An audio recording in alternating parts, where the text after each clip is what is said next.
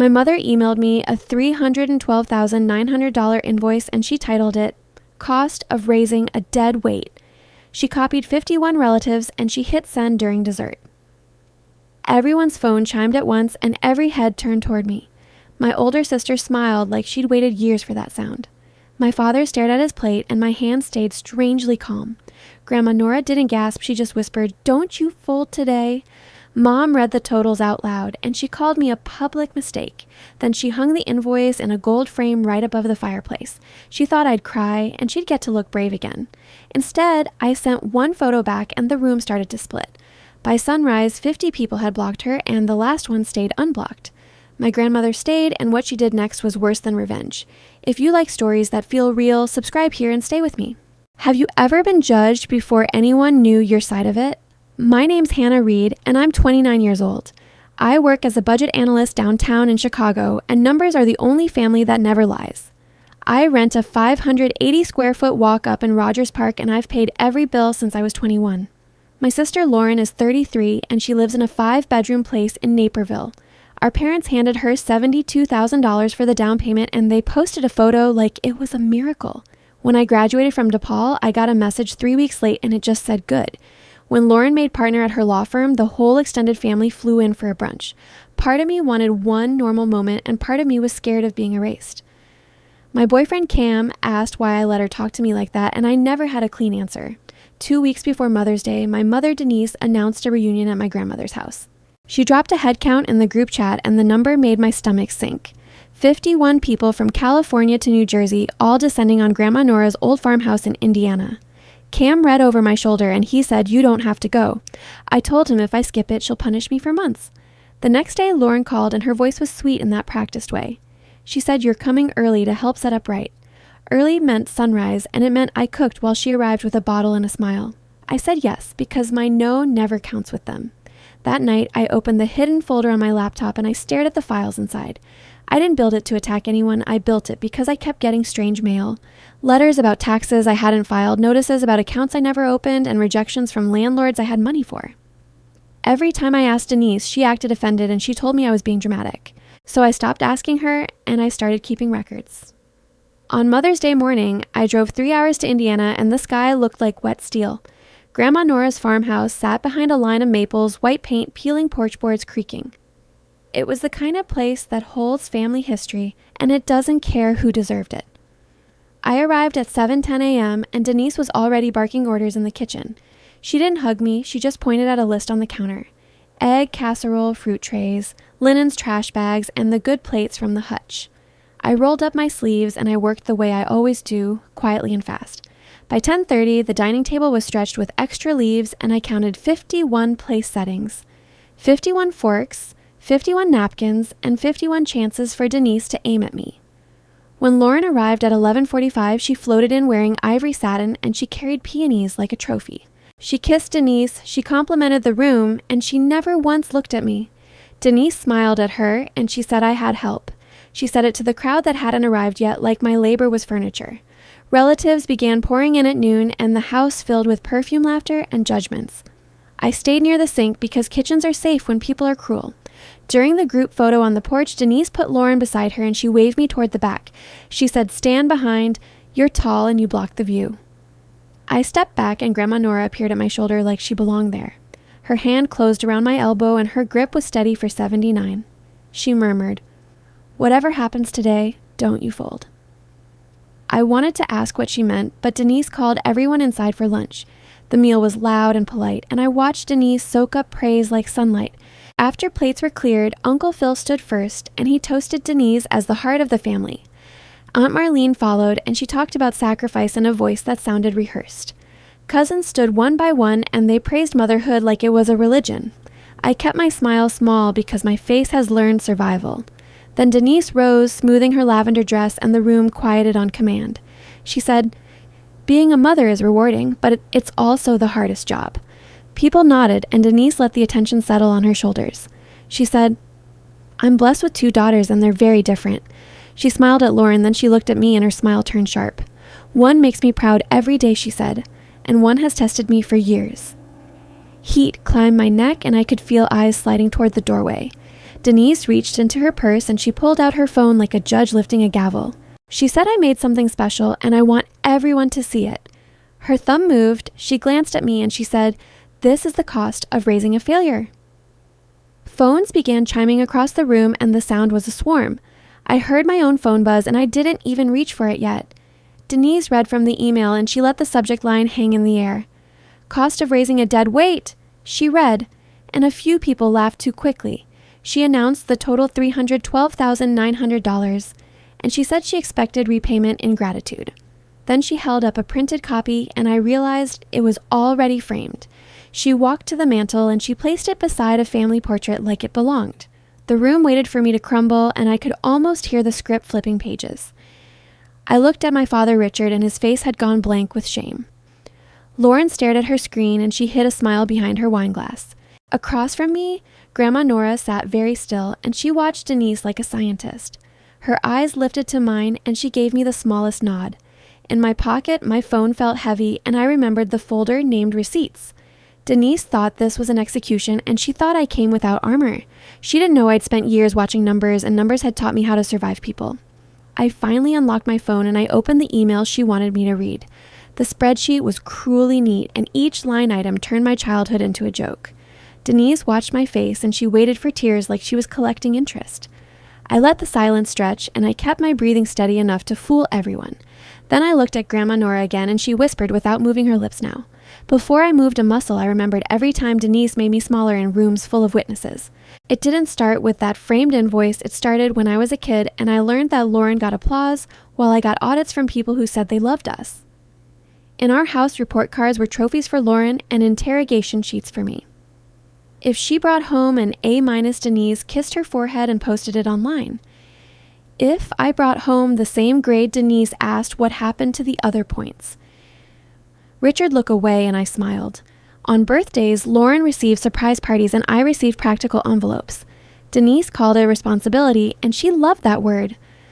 One year, Lauren got a weekend in New York and I got a used planner. Denise joked Hannah needs schedules because she can't manage life. Everyone laughed and I smiled. When college talk started, Grandma Nora said she'd set aside equal education trusts for both granddaughters. Denise nodded and acted grateful. Lauren toured campuses with new luggage and Denise paid deposits on time. I applied a loan and my acceptance packet sat unopened until the deadline was nearly gone inexplicably somehow. I asked Denise about my share and she said my fund ran out early due to tutoring and summer programs. She said I was harder and harder cost more. I believed her because I wanted a mother. I signed for loans and I told myself it was normal back then. After graduation, I took the first analyst job that called and I moved into the cheapest place near the train. Lauren moved into a condo and Denise furnished it like a showroom. When Cam met my family, he noticed Denise only touched Lauren like I carried dust on my skin. At every holiday, Denise assigned me tasks, then announced them as favors. Hannah will handle the kitchen, she'd say she loves helping. If I protested, Denise looked hurt and aunties rushed to comfort her. Lauren arrived late, hugged everyone, and took credit for the table. I did dishes and smiled. The first strange letter came when I was 22 and it mentioned a past due card. I thought it was spam and tossed it. Then a second letter arrived and it had my full social security number. I called Denise and she snapped, "Stop accusing me of anything, Hannah." Months later, an IRS notice showed a mismatch on a return I never filed. I sat on my floor and my chest tightened. I called an agency line and they said my name was tied to filings in Indiana. Denise told me, "You're confused, you always were," and hung up. Cam listened and he said, "This isn't random, it's a pattern." I wanted to believe it would stop if I stayed polite. Instead, I ordered my credit reports and I requested transcripts from the IRS. Each time I found a new entry, I saved it and I dated it carefully. I created a folder on my laptop and I named it receipts because it sounded boring. Inside, I kept scans, screenshots, and mailed envelopes. I told myself I'd never use them because going against your mother feels like breaking a law. Still, I kept saving because fear became routine there. Denise wasn't cruel in public until she could control the crowd. In private, she was precise. Her insults were small and constant like sand in a shoe. She'd say, "Lauren has presence, Hannah has excuses." She'd say, "Lauren attracts success, Hannah attracts problems." I learned to answer with silence always. Richard tried to soften her, but he did it like a man dodging storms. After Denise cut me down, he'd tap my shoulder and say she means well. I wanted to ask him, how can it be well when it hurts? Instead, I swallowed it because I couldn't lose him. That is why the reunion message felt dangerous. Denise didn't invite 51 people for love, she invited them for leverage. She wanted a stage, and she wanted my silence. When I read her text, my hands went cold, and I told Cam I'd go anyway because fear had habits. Lauren called the next morning, and her voice carried that command. She said, "You can come early, right? Mom needs help." She said it like I was a tool and not a sister. I asked, "Will you be there early too?" Lauren laughed and said, "Someone has to greet people." Grandma Nora used to slip me cash in secret when Denise wasn't looking. She'd press it into my palm and say, "Buy yourself something warm." Denise called that spoiling, and she said it made me lazy. Nora never argued, she just kept watching, and she remembered everything for years too. Every reunion at the farmhouse followed the same pattern Denise performed, and I served. The men talked politics and the women compared houses. Kids ran through hallways and someone spilled punch. Denise called me sensitive if I flinched at jokes. Nora sat and she watched smiles and turned eyes quietly. Even when I did well, Denise treated it like an accident. My promotion came with a raise, and I called her hoping for one sentence. She said, "Don't get cocky, companies cut people every day." When Lauren won a case, Denise mailed her flowers and she posted about Destiny publicly. I kept showing up because I thought endurance might earn love. Cam said love doesn't come with auditions, and he was right. Still, I believe Denise had a soft place buried under fear. That hope made me obedient, and obedience made her bolder until she believed I had no limit. So when Grandma whispered now, it didn't feel like permission, it felt like a door. Denise stood by the mantel and her eyes shined with certainty. She wanted me to beg, and she wanted witnesses. I looked at the frame total and I realized it wasn't accounting, it was theater. Denise loved numbers when she could use them as weapons. She kept receipts in a shoebox and she recited costs like prayers. If I asked for anything, she'd say money doesn't grow. Lauren never heard those lines because Denise called her spending investments and she called mine waste every time. When I turned 16, Richard found an old sedan and he fixed it on weekends. Denise insisted it was my responsibility, so she made me pay him back. Lauren got a car at 17 and she called it a reward. She reminded us Lauren earned hers and Hannah owed hers. After college, my rental application in Chicago came denied and the landlord sounded unsure. He said my score was low and my history looked heavy. I laughed because I had no history. I pulled my report that night and I saw accounts I didn't recognize. Denise told me stop it. Cam came with me to brunch once and Denise played kind for 15 minutes. She asked Cam about his job and she praised Lauren's shoes. When Cam asked what I did at work, Denise answered for me, she crunches numbers. It's cute. Cam squeezed my knee and his eyes changed. After that brunch, Cam said your mother treats you like a guest she resents. I laughed it off and I told him it's complicated. Later, I sat at my laptop and I renamed my folder just in case. I hated needing it and I hated Denise for making it necessary. Now, in the dining room, the same old shame tried to rise like muscle memory. Denise stared and she waited for my face to collapse. Lauren watched too, and she wanted proof that the hierarchy still held. Around us, relatives shifted in chairs and the air tightened and I smiled. Denise began reading line items like she was enjoying the sound of my life in dollars. She said braces, school trips, birthday cakes, and that summer camp you begged for.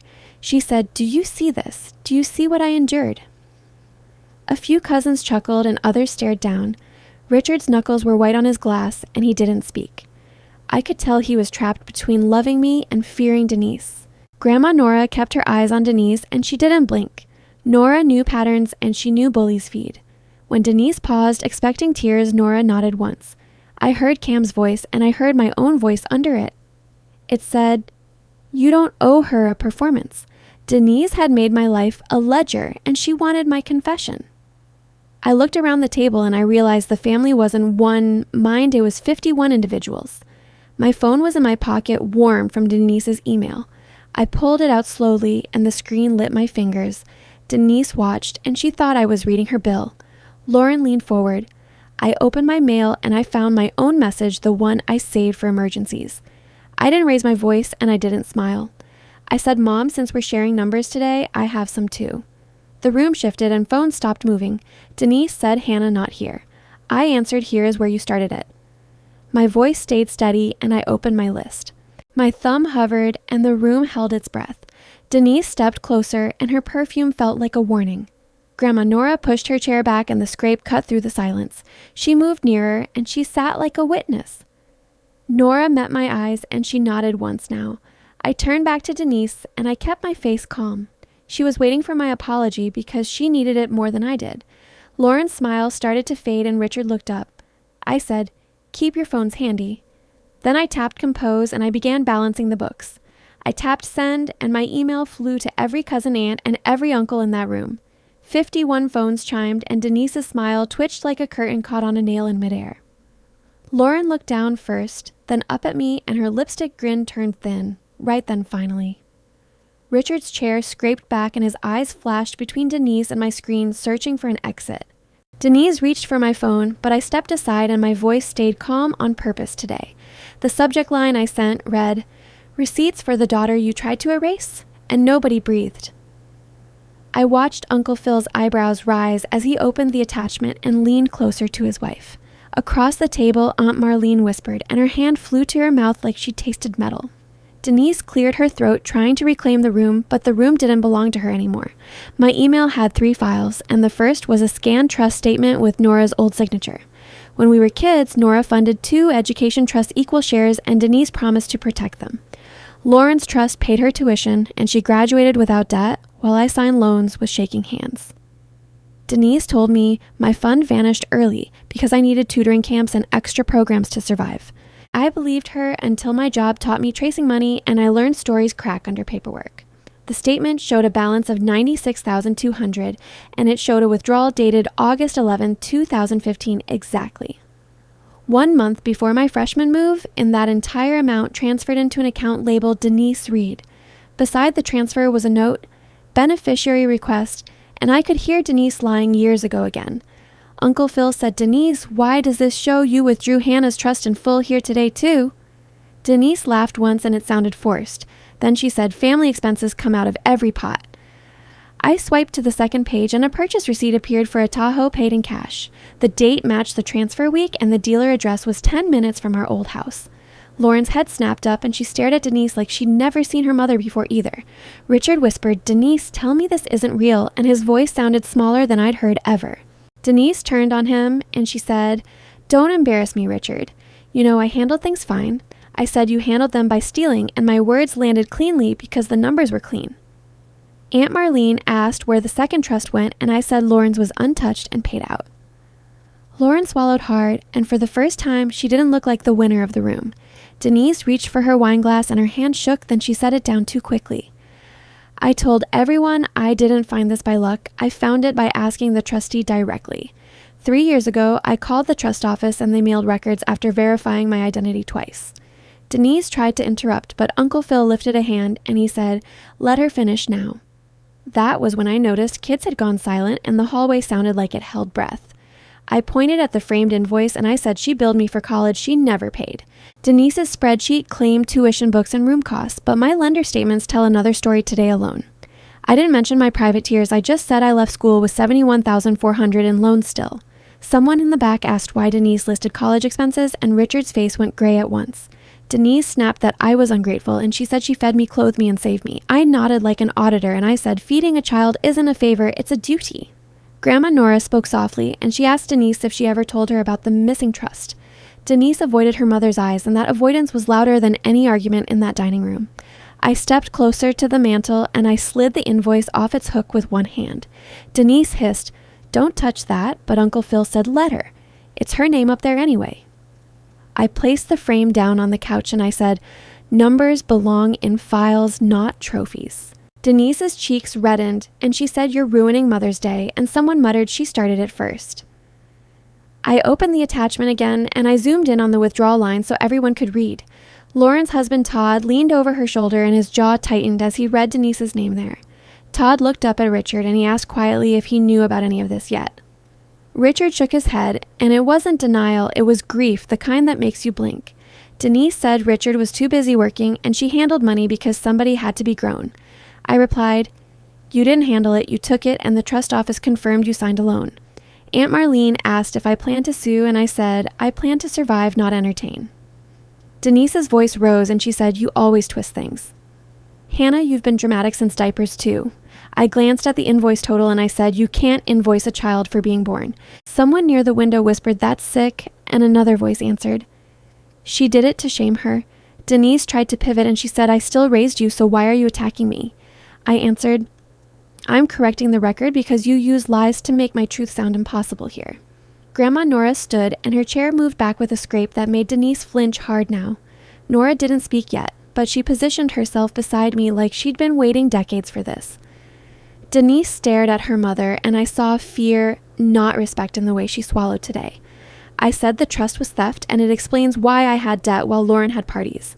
I told them the file would show something else, and Denise's eyes narrowed as if warning me. She whispered, Hannah, stop, but her voice lacked power because the family was finally listening to me. Uncle Phil asked why I waited until now, and I said I waited until she went public. I admitted I'd hoped Denise might change, and saying that out loud made my throat sting still. Denise scoffed, and she said you're trying to rewrite history, but history was in everyone's inbox now. Lauren finally spoke, and she asked Denise where my money went like she'd forgotten loyalty already too. Denise snapped at Lauren to stay out of it, and that was the moment Lauren looked scared. I didn't enjoy her fear, but I noted it because Denise keeps people in line with fear. Richard stood now, and he asked Denise if she ever planned to tell him about the trust. Denise said it wasn't his business, and way she said it made him look like a stranger. I felt something shift because Richard's silence had protected Denise, and my proof finally gave him language. Denise glanced at the doorway as if she might flee, but the house felt locked by attention. I told Room I wasn't asking for pity, I was asking for reality, and reality has documents. Uncle Phil asked for copies, and I said check your email, and his expression went hard fast. Denise pleaded that I misunderstood, and she tried to paint herself as the victim of an error. I said there's no error, Denise, there's only your signature, your transfer, and your SUV receipt too. Lauren's cousin Jenna muttered that's criminal, and the word criminal settled over Denise like dust at last. Denise's eyes flashed toward me, and she whispered, you'll regret this. But regret already lived with me. I didn't answer the threat, I just turned to the other icon, and I felt Room lean. Richard took a step toward me and he said, Hannah, I'm sorry I should have asked questions sooner. His apology hit me hard because it was late and it was real in front of them. Denise tried to laugh, but it cracked, and I realized she couldn't charm her way out today. Uncle Phil said Denise should explain herself, and she said she was being attacked by her child.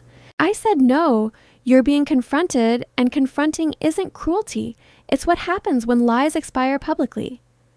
Denise's shoulders tightened and she stared at me like she was seeing a stranger with her face.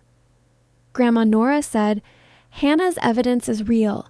Denise and I don't want more lie in my house. Denise looked at Nora and her mouth opened then closed because Nora's calm was a verdict already. I took a breath and I said, the trust theft is why I started saving everything else. Denise tried one last appeal and she said, Hannah, please don't do this to your family now.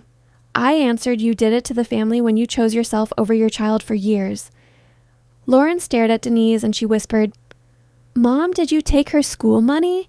And Denise flinched. That flinch was all the answer, and Lauren's face went pale because her perfect story had cracks. I said, this is only file 1, and Denise's eyes widened because she knew file 2 existed. The room leaned in again, and I felt something like control return to my chest at last. Denise snapped that I was obsessed with paperwork, and I said paperwork is what saved me too. Uncle Phil asked if I wanted Denise arrested, and I said I wanted her away from life. Richard's voice broke, and he asked me what I'd found, and I could hear fear in him. I looked at him, and I said, I found it, Dad, and I'm sorry you're hearing this. Denise tried to grab my wrist, but Nora's hand caught hers, and Nora said, sit down, Denise. I tapped the second file, and the screen filled with years independence, and Denise went silent. The second file was a spreadsheet, and it looked boring on purpose. Dates ran down the left, and dollar amounts sat in tidy columns. At the top, I wrote, IRS transcripts and dependent claims. Denise stared at it, and her throat bobbed as she swallowed. Uncle Phil adjusted his glasses, and he read the first row out loud. Tax year 2019, Hannah claimed as dependent filer Denise Reed. A hush spread across the table because everyone knew I lived in Chicago then. I said I moved out at 21, and I haven't lived in Indiana since. Denise snapped, that's not what this proves, you don't understand taxes. I answered, I understand them now because I had to learn after you used my name. For 6 years, you filed returns that treated me like a dependent. Those claims triggered letters and audits while I sat on hold terrified at night. Denise tried to wave it away, and she said every parent claims a kid sometimes. I nodded and I said, sure, when the kid lives with you and you pay most of their support. I turned my phone toward Cousin Jenna and I showed my lease from 2018. I said I was 22, I paid rent insurance, groceries, and my own health plan. Uncle Phil asked, what did you get from claiming her? I said the transcripts show credits and deductions tied to my social security number. I didn't guess at an exact amount because I didn't need drama, I needed clarity. I said each year it ranged, and over time it stacked into the tens of thousands. Denise's voice cracked and she said, I did it for the family. Grandma Nora replied, you did it for yourself and everyone heard it. He stared at her and didn't blink. I told them I didn't discover this in a week, I discovered it in panic. The first IRS notice arrived and I thought I was in trouble for something I didn't do. I called the number and the agent asked questions I couldn't answer. After the third notice, I hired a local CPA in Chicago, a woman who spoke softly and didn't judge me. She pulled my wage records and she pulled the filings tied to my number. Then she said, Hannah, somebody is using you and you need to fix it fast. I paid her $360 and I kept the invoice because I was done paying for Denise's choices. Denise interrupted and she said, you could have come to me. I said I did and you called me dramatic and you hung up. Lauren's hands trembled and she set her phone down. The room finally understood why my voice shook. Uncle Phil's face hardened and he asked Denise if she ever had my permission. Denise looked around and she tried to smile at the cousins who used to laugh with her. She said it was just paperwork, it didn't hurt anyone.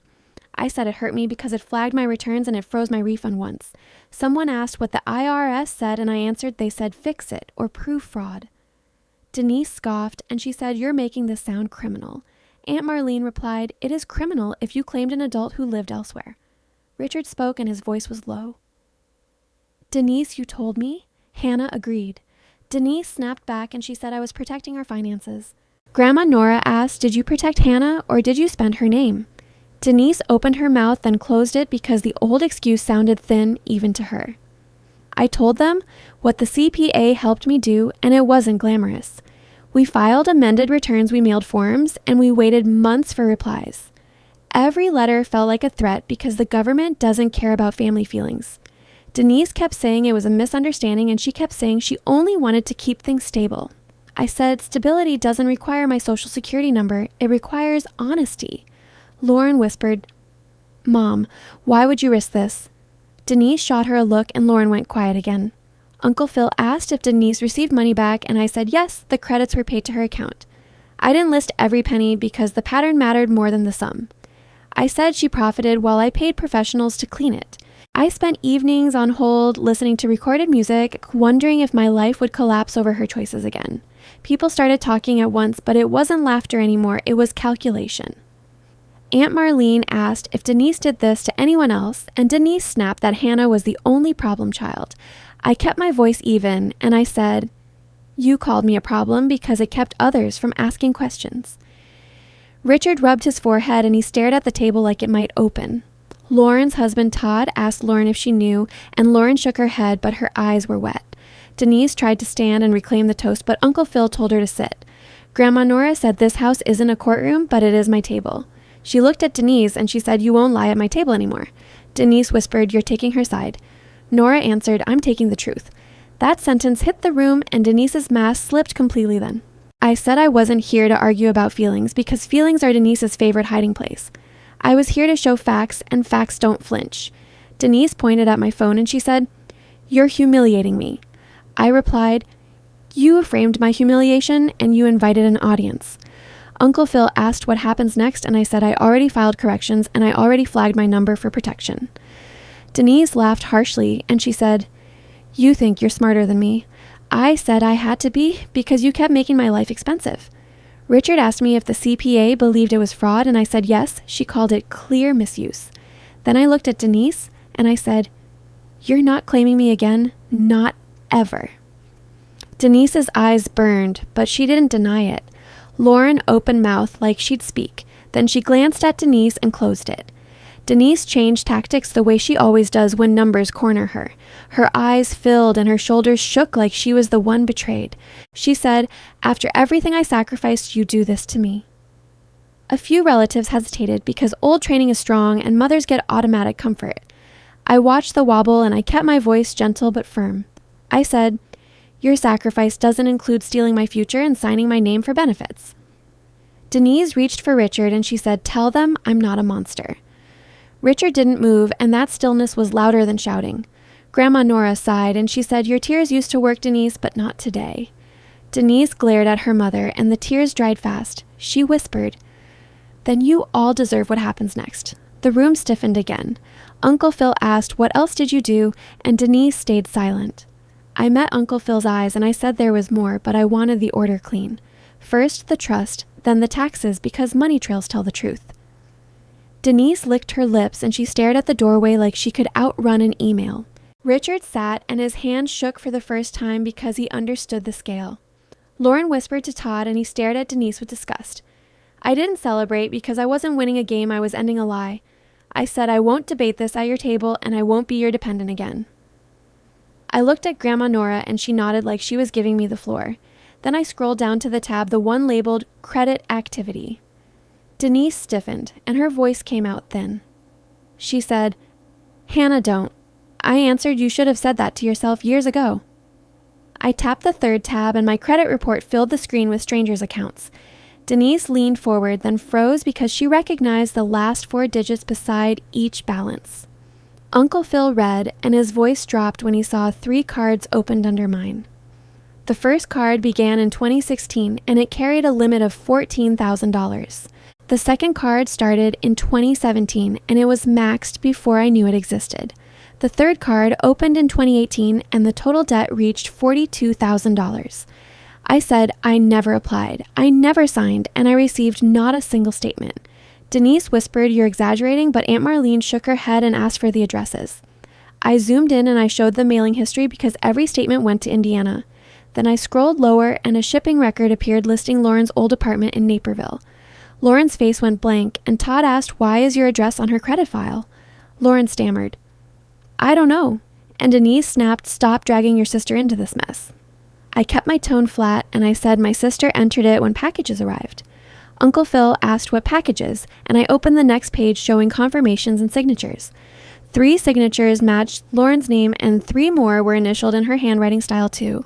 Todd looked at Lauren and his eyes turned cold when he noticed the dates listed. I said designer bags, tablets, and a ring all charged to cards bearing my identity. I pulled up receipt and the number beside it was $9,200. Todd stared at Lauren's hand and the diamond flashed like it was confessing for her. Lauren's lips parted and she whispered she said it was emergency and I believed her.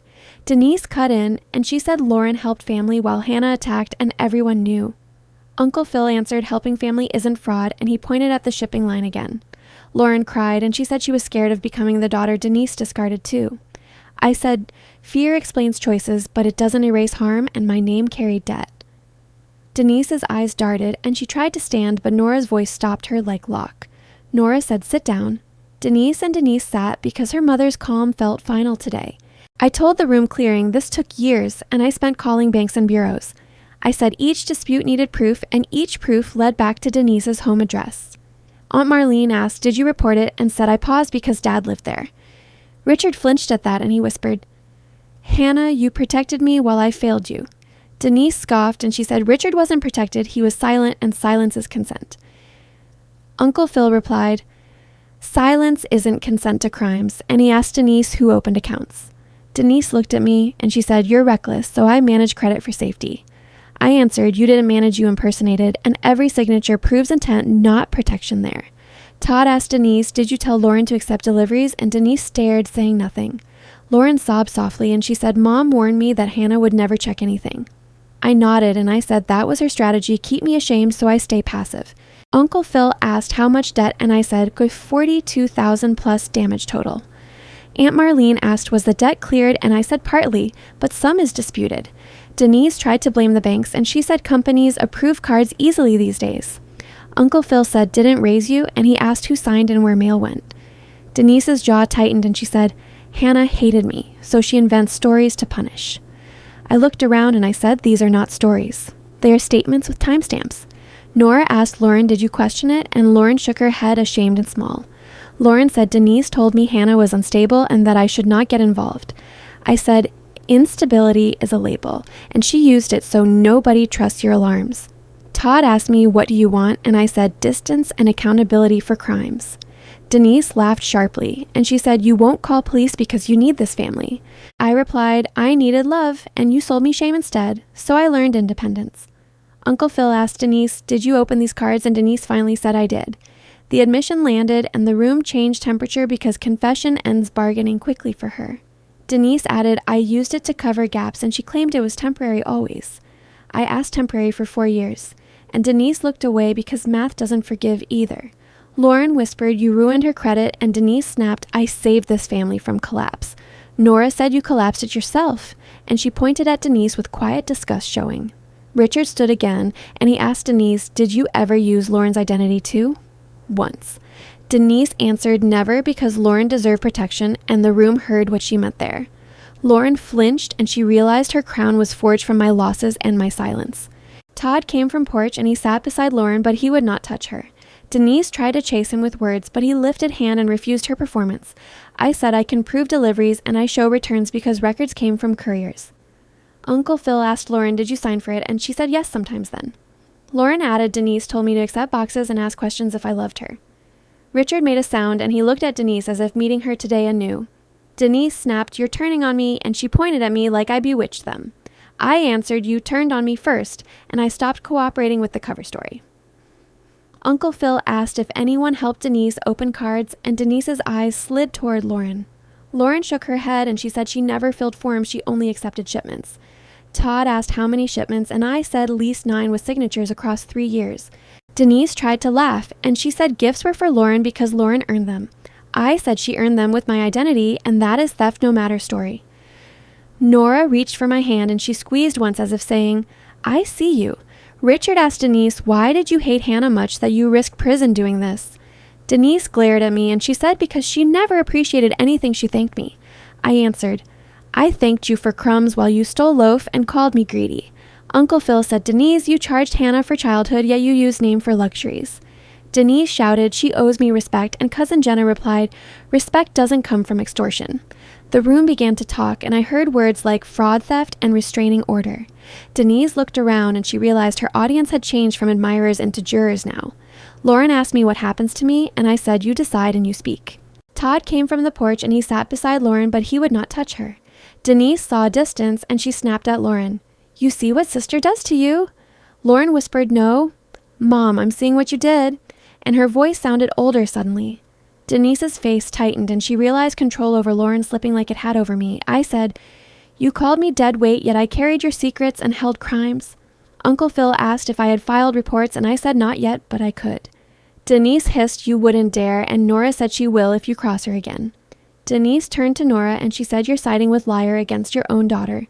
Nora replied, "You stopped being my child when you made Hannah your scapegoat for decades." Denise's eyes flashed, and she lunged toward my phone, but Uncle Phil stepped between us. I did not move, and I said, "Panic proves you knew, and you planned this." Richard told Denise, "Stop it now," and Denise screamed, "Hannah is destroying my life today." I answered, "You chose fraud, and you blame me because guilt needed a target always." Lauren covered her face, and she said, "I helped you hurt Hannah, and I hate myself." Todd said, "We will talk later," and Lauren nodded like she understood consequences at last. Uncle Phil asked Denise, "Did you steal from Hannah money?" And Denise's silence answered him. I said, "I have, but this is enough to show intent and pattern and cruelty." Denise finally looked scared, and she asked, "What do you want from me, Hannah, now?" I answered, "I want you away. I want my name cleared, and I want truth." Nora said Hannah's boundary is simple, and she will enforce it with law if needed. Denise turned to the family, and she begged for support, but nobody moved toward her. The sound was phones buzzing as relatives forwarded my email to those who missed today. Denise saw the chain reaction, and she realized control was gone because facts travel fast. Lauren whispered to me, "I'm sorry," and I said, "Sorry matters when it changes behavior." Todd asked me, "Will you press charges?" And I said I will if she returns. Denise stared at me, and her voice dropped. She said, "You think you're better today?" I replied, "I think I'm free, and that scares you because you relied on fear." Nora stepped between us, and she said, "This ends here. Denise, you will leave home." Denise looked around more, and she saw no allies, only witnesses, and she sat down. I held my phone steady, and I said, "File was truth, and you can't erase." Denise sat back down, and she tried to breathe like nothing happened. Her eyes kept darting toward my phone, toward Nora, toward Richard. The room was noisy now, but it was the noise of people recalculating. Some cousins scrolled, some whispered, and some stared at Denise like she was contagious. Denise lifted her chin, and her voice came out softer, almost practiced. She said, "Hannah, can we stop this and talk like adults, please?" I answered, "We are talking like adults, and adults bring documentation." Denise pressed a hand to her chest and she looked at the table. She said I made mistakes, but I did it for the family. Aunt Marlene said you did it to Hannah and you called it family. Denise turned her eyes to Richard and her lower lip trembled carefully. She said, "Richard, please tell them I was trying to hold us together." Richard stared at her and his face looked drained and old. He said, "I don't know who you are right now, Denise." Those words hit harder than any shout because Richard never spoke like that. Denise switched again, and the softness snapped into a sharp edge. She pointed at me and she said, "You want dirty laundry, fine." She stepped closer and her perfume surged like she wanted me to back away. She said, "You think you know everything, but you don't know why." She leaned in and her voice dropped so only I heard it. She said, "There are things about you, Hannah, that would change how they see you." The room quieted because even people who missed the words felt the threat. Uncle Phil said, "Denise, stop trying to intimidate her and speak clearly." Denise looked around and she saw 51 faces watching her. She straightened her shoulders and she said, "You all think Hannah's a victim," she said, "but you don't know what I protected this family from." Lauren lifted her head and her eyes were wet and confused. Lauren said, "Mom, what are you talking about?" And Denise smiled at her. Denise said, "You know what I'm talking about," and Lauren went pale. I felt my stomach tighten, but my hand stayed calm on the outside. I said, "You're right, Denise. There is something I didn't know." Denise's eyes flickered and the confidence in them cracked slightly. She said, "What do you mean you didn't know?" I said I didn't know until I saw a message you sent Lauren.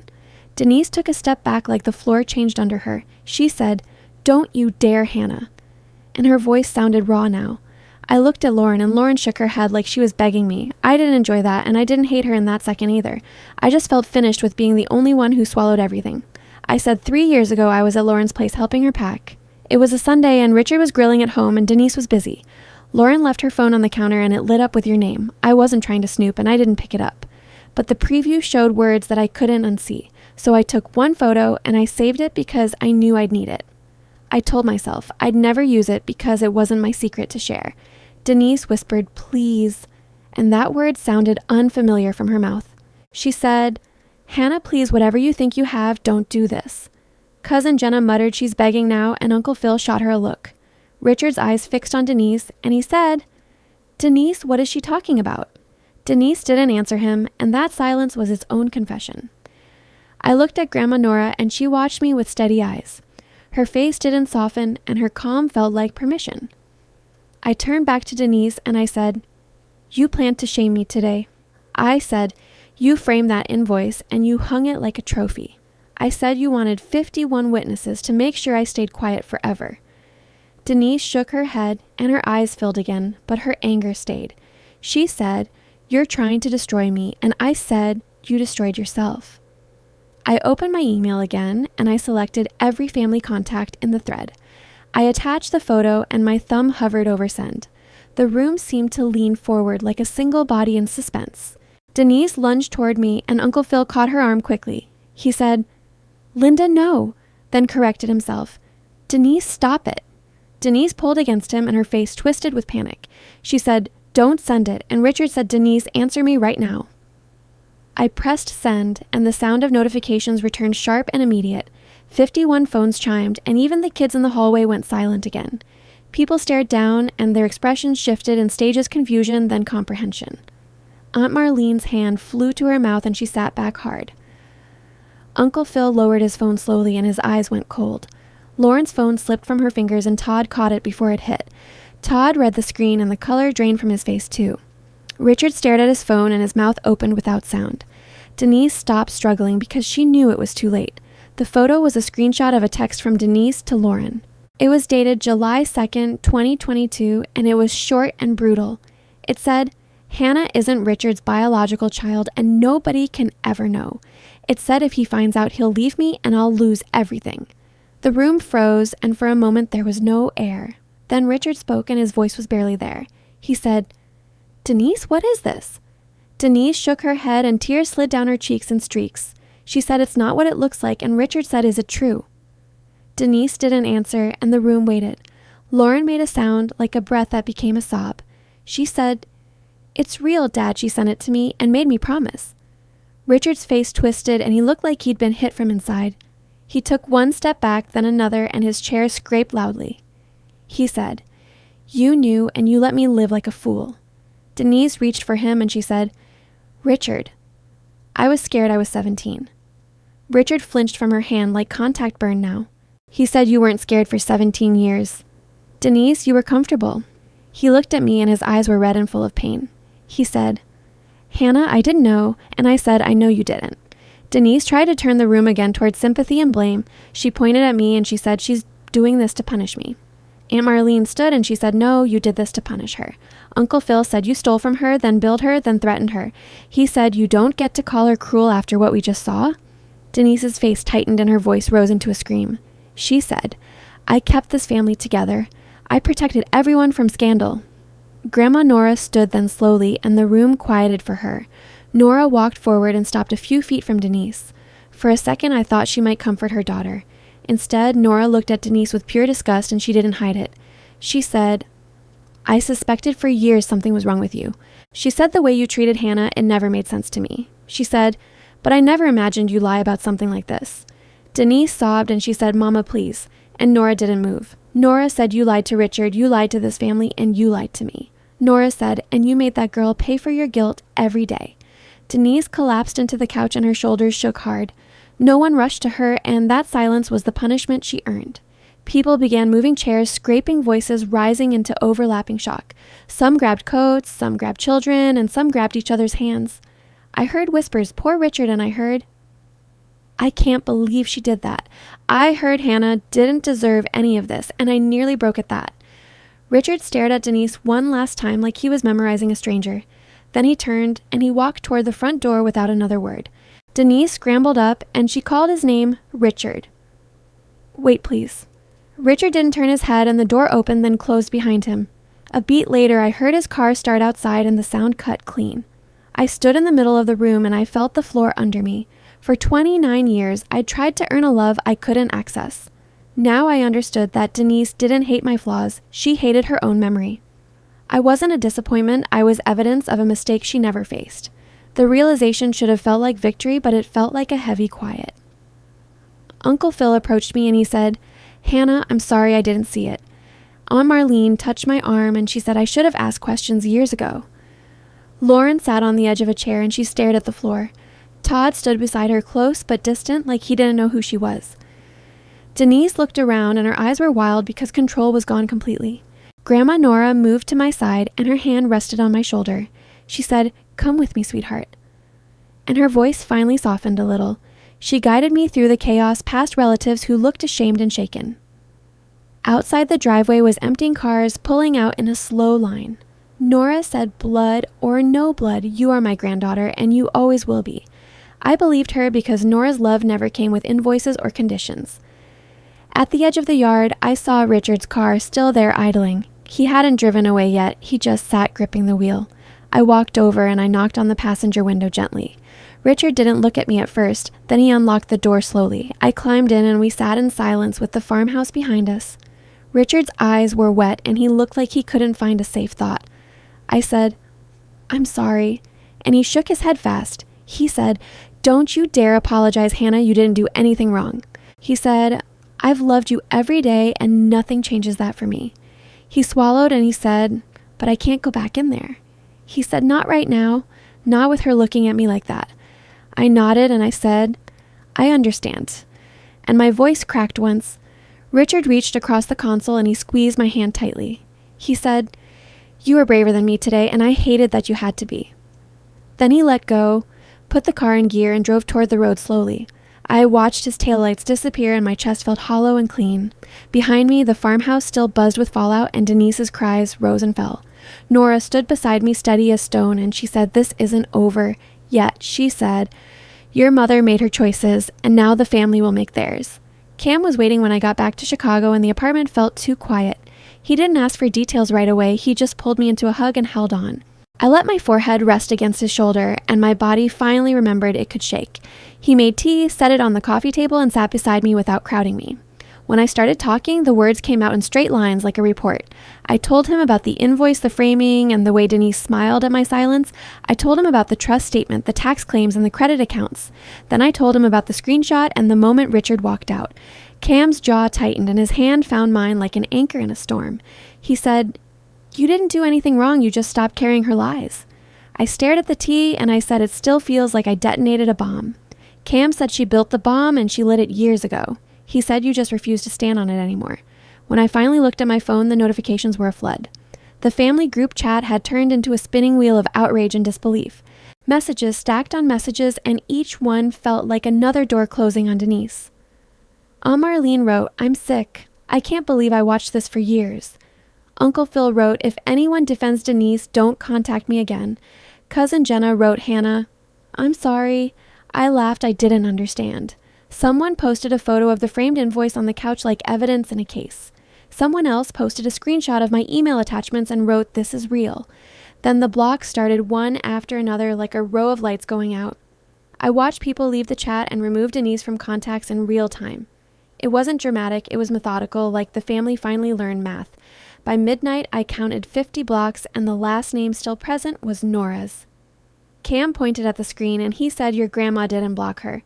I checked and Nora hadn't left the chat and she hadn't muted it either. Instead, Nora had sent one short message and the chat went silent after it. Her message read, "You all saw the truth today, act like it matters." Then she sent a private text to me and it didn't include comfort. It said, "Come to the farmhouse tomorrow 9 a.m. alone, please."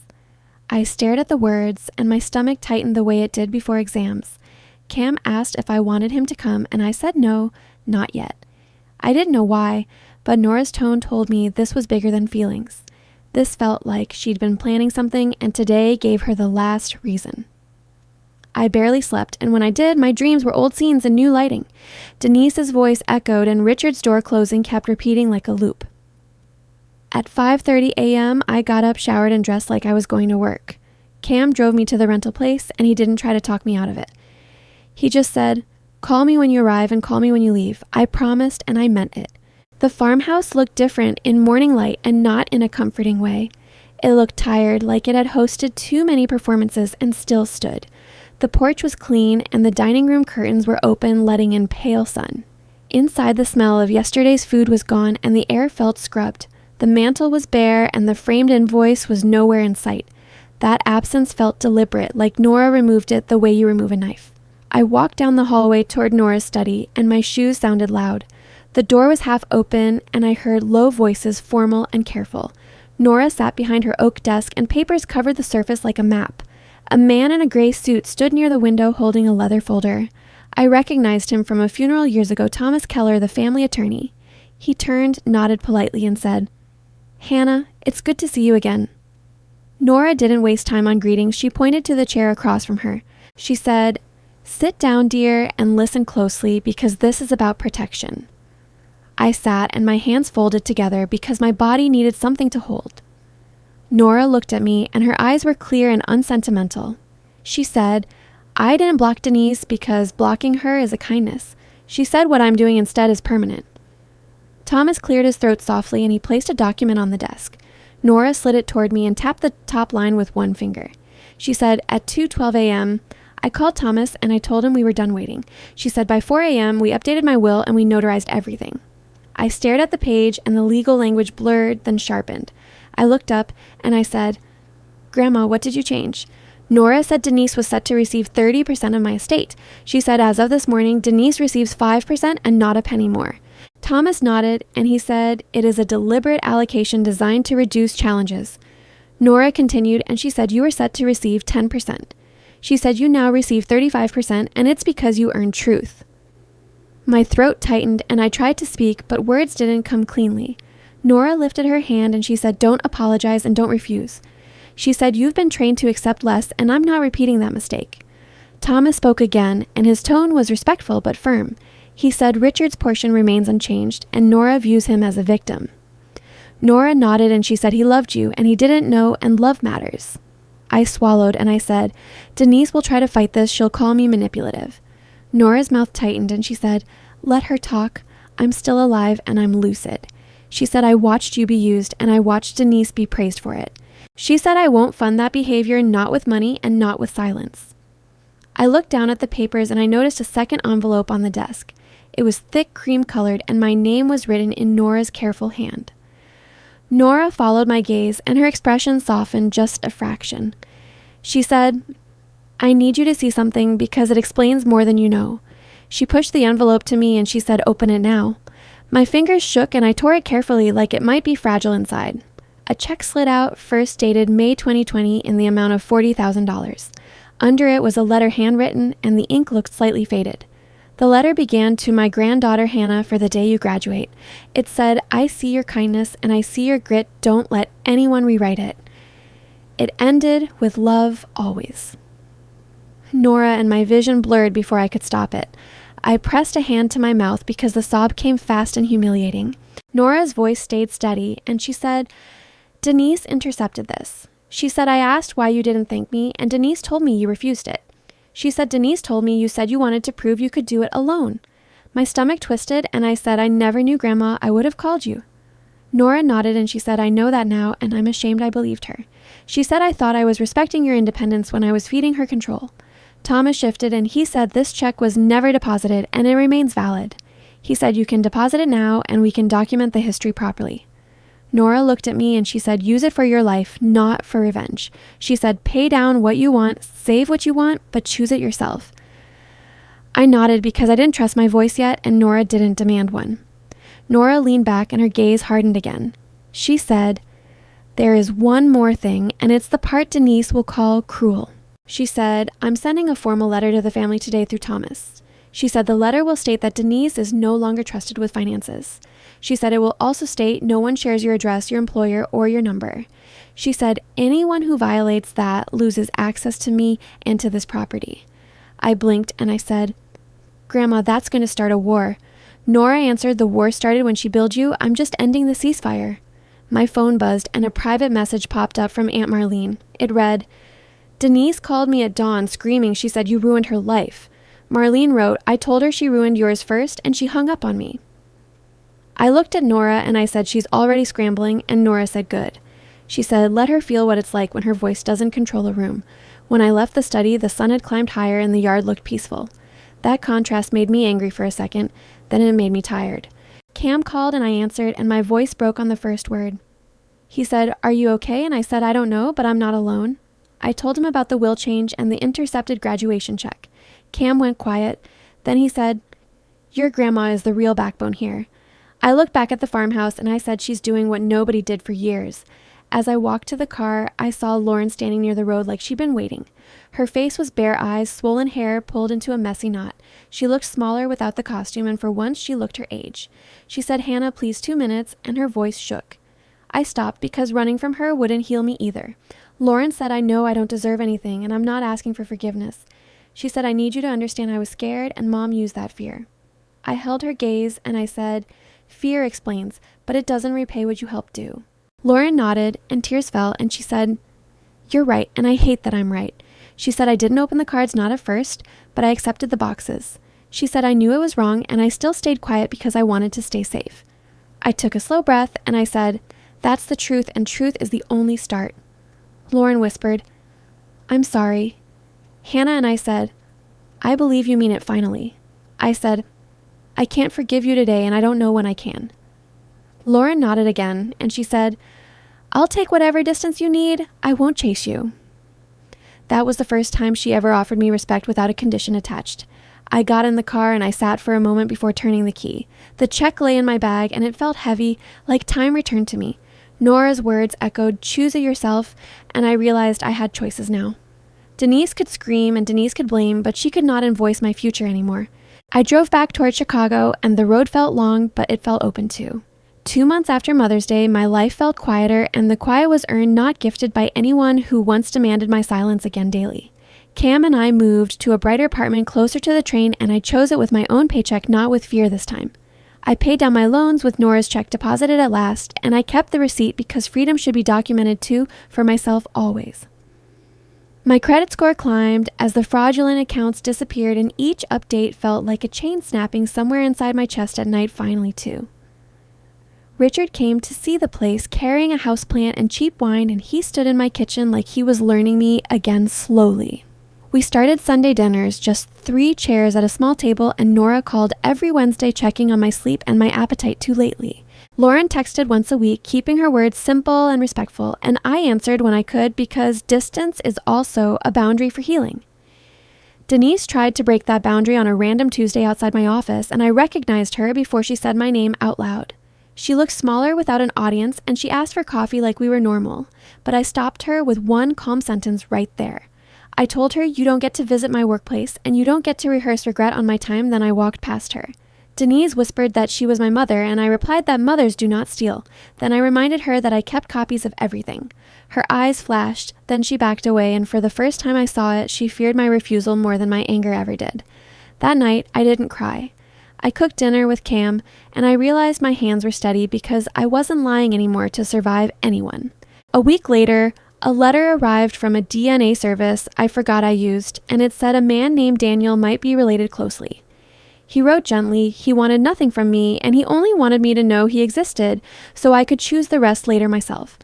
I thanked him by email, I asked for time, and I told Cam that my father was still Richard because love outlasts biology every day. Nora said the same when she called me that Wednesday, and her voice sounded proud, not because of money, but because of truth at last. I stopped measuring my worth by Denise's approval or Lauren's spotlight, and I started measuring it by peace and by choices I control alone now. Denise once priced my childhood, but she never priced my freedom, and freedom is the one thing she can't bill or reclaim from me ever. If you've been labeled the problem, remember this labels are often lazy cover stories, and the truth will still find its way out in time.